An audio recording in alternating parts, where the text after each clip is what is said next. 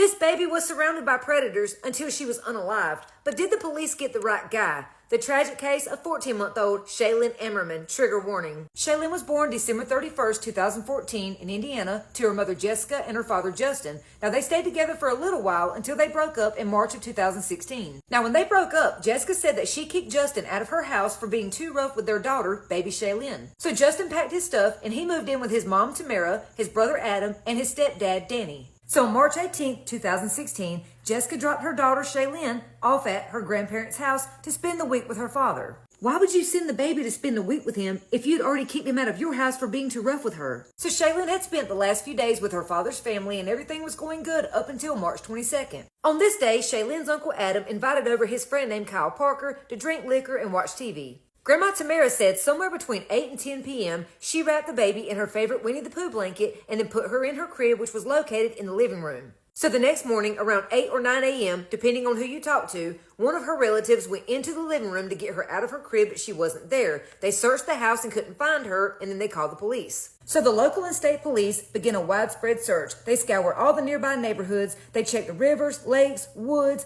everywhere, looking for this baby. So Tamara and Justin told the police they had checked on baby Shaylyn several times throughout the night, and Tamara said the last time she checked on her was around 2 a.m., and baby Shaylyn was there and asleep. Adam said that he, his stepdad, and Kyle all stayed up drinking in his bedroom until Kyle left in the early morning hours, and then they went to bed too. The whole family said they did not hear anything out of the ordinary throughout the night. Then the family does an interview with the news where Grandma Tamara specifically tells a reporter that baby Shaylyn was the only thing that was taken from the home. She said the kidnapper did not take any clothes, no diapers, no milk, no jewelry, no electronics, just the baby. But that wasn't true. Turns out Shaylyn's purple passy, her favorite Winnie the Pooh blanket, and possibly her diaper bag were all missing from the home. People thought it was very weird that Tamara didn't notice her blanket was gone because that was her favorite blanket, and Tamara was the last person who had tucked her in with that blanket. So the family told the police about their friend named Kyle Parker and claimed that they barely knew him, so why was he getting drunk and staying over at your house? So the police find Kyle and they question him about what he's seen that night. Initially, Kyle told the police that he had left the Emmerman's home somewhere between 12:30 and 1:30 a.m. Kyle said when he left the Emmerman's home, Uncle Adam was still up and had stuck his head out the window to say goodbye as he was walking down the driveway. Kyle said he went to another friend's house where he'd been staying around 3:20 a.m. and sat in the garage listening to his radio until the homeowners got up and opened the door and let him in. Those friends told the police that Kyle had fresh scratches all over his arms, but Kyle told the police he got those scratches from his cat. Then Kyle starts changing his story, and what he said next shocked the police. Kyle said he was hanging out with Shaylyn's uncle Adam in his bedroom, and Adam left the room, and when he came back, he had a toddler wrapped up in a blanket and said that he needed Kyle's help with disposing of her body. So Kyle agreed to help Adam, and they left. Kyle said that he took Adam, along with Shaylyn's body, to an access road located in Grosport, Indiana, where he would often go to drink and smoke marijuana. He described this as Shaylyn's final resting spot. He said when they got there, he watched Adam roll Shaylyn's body out of the blanket down to a slight incline until it hit a tree at the bottom of the hill. Kyle said, "You're not going to find my DNA anywhere on her body because I didn't do it." Kyle then drew the police a map of where they allegedly left Shaylyn's body so the police could go find her. So the police took that map, but they didn't find Shaylyn's body or any evidence in that area. The police then arrested Kyle on obstruction of justice and improper disposal of a corpse. And then they called his stepdad and said, "Look, you need to talk to Kyle and try to get the truth out of him so we can find out what happened to this child and where she is." So in a jailhouse phone call with his stepfather, Kyle admitted that he kidnapped, R-worded, and brutally unalived baby Shaylyn and told his stepdad where he left her body. So on March 24th, just 2 days after she disappeared, the police finally located Shaylyn's body, and she was found just 9 miles away from her family's home. Trigger warning, we're going to talk about Shaylyn's autopsy. The medical examiner specialized in pediatric cases of SA, and she said this was the worst case of measurable trauma she had ever seen throughout her entire career. The medical examiner found traumatic damage to her private area that was consistent with being R-worded by an adult male, and they also found male DNA on the inside and outside of her body. She had severe injuries to her mouth, nose, and throat that were consistent with having a hand held over her face. And her cause of death was determined as asphyxiation. Her attacker had strangled her to death after he SA'd her. The medical examiner said Shaylyn felt every single second of this violent attack and that she suffered a lot. So now the police really pushed Kyle for a confession. They said, look, we got her body, we got DNA, you may as well tell us what really happened to her that night. And Kyle now claimed that he was the only one who kidnapped and unalived Shaylyn. Kyle also confessed that he had burned Shaylyn's clothes along with her blanket and pacifier, and that he wiped his body down and Shaylyn's body down with bleach, as well as pouring it inside of her to try to get rid of any DNA evidence, though there was no evidence of bleach found anywhere on her body. Now, the police were happy that Kyle finally confessed to Shaylyn's murder, but the only problem was they had no physical evidence against him. None. They tested the DNA found on Shaylyn's body, but turns out Kyle's not a match. That DNA belongs to another unidentified male.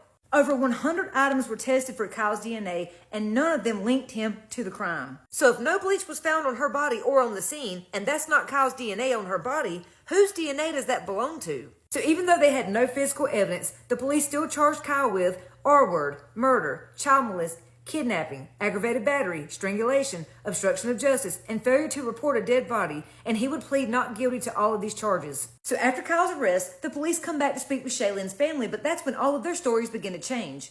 Initially, Adam said he didn't see or hear anything the night Shaylyn disappeared, but later changed his story and said he did wake up hearing noises. Adam claimed sometime between 3 and 4 a.m. he heard the front door slam shut, and when he looked out the window, he saw Kyle carrying something that was wrapped in a blanket, and he thought he saw a foot sticking out, but because he was so tired, he didn't even question it. He just went back to sleep. The whole family claimed they barely knew Kyle and met him through a friend, but the police later learned that Kyle had been to their house more than 24 times. When Shaylyn was missing, her father told the police that he barely knew Kyle, but Jessica said that was a lie. When they lived together, she had come home several times and found Kyle in their house hanging out with Justin and playing with Shaylyn. The police also took the family computer and found some very concerning searches that were made on the night Shaylyn disappeared. Searches like girls being punished by strangers, girls being gagged, who's your daddy, snuff movies, girls being eaten alive, girls being hanged. The police couldn't prove who made those searches because the family claimed a lot of people had access to that computer. But we know they were the only ones in that house the night she disappeared, so it had to be some of them who watched that stuff. Then the police learned that Shaylyn's father, Justin, had 2 prior charges of criminal essay and predatory essay on a child under the age of 13.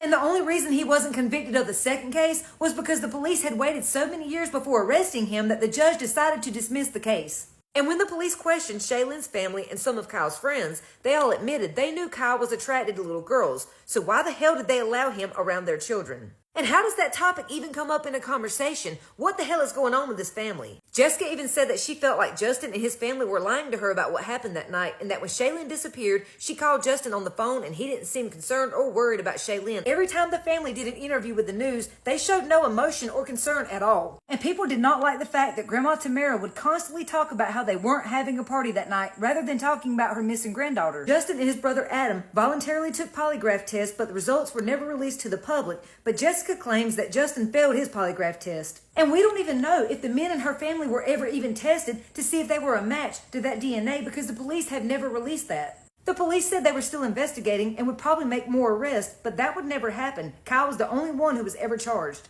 The prosecutor knew they had more evidence against the family than him, so they had to make a tough decision, either risk going to trial and him walking free or give him a plea deal. So the prosecution had no way around it. They offered Kyle a plea deal, 60 years in prison with the possibility of parole. Kyle took the plea deal, but when he's released, he won't have to register as a SMEGS offender. The judge was not happy with this plea deal either, but they knew it was the only way to put Kyle behind bars. The public was outraged with Kyle's plea deal and this police investigation, and they feel like someone else was involved in Shaylyn's murder. I think there's so much more to this story than what's being told. I'm not saying Kyle is innocent. I'm saying someone else was involved and that unknown DNA belongs to them. He said he used bleach on and in her body to get rid of his DNA, but no bleach or his DNA was found. But another male's DNA was found on her body, so that tells me either she was being SA'd before he kidnapped her, or she was SA'd by an unknown person during the kidnapping. To this day, police have not identified the male DNA that was found on Shaylyn's body, and it makes you wonder, who does it belong to? And if Kyle did set someone up, who did he get the male DNA from, and why did they only find theirs and not his? Now let's take a moment to remember 14-month-old Shaylyn. Shaylyn was just learning how to talk, and she had the cutest little voice. She loved listening to music, watching cartoons, and playing with her favorite toys. Her mom said she loved music, and every time you cut the radio on, she would start singing and dancing to the song. She loved to give hugs and kisses. She was such a happy baby who was always smiling. Rest in peace, Shaylyn.